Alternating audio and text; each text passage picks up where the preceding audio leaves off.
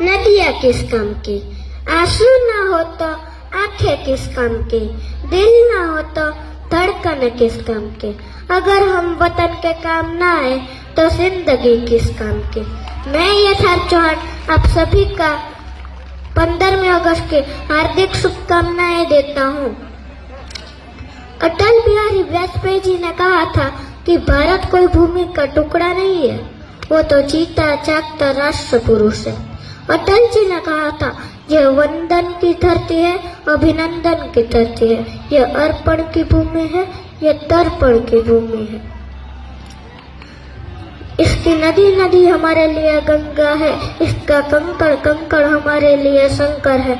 हम जिएंगे तो इस भारत के लिए, हम मरेंगे तो इस भारत के लिए, और मरने के बाद भी गंगा जल में बहती हुई हमारी अस्थियों को कोई कान लगा कर सुनेगा तो एक ही आवाज आएगी, भारत माता की जय। तो बोलो मेरे साथ, भारत माता की जय।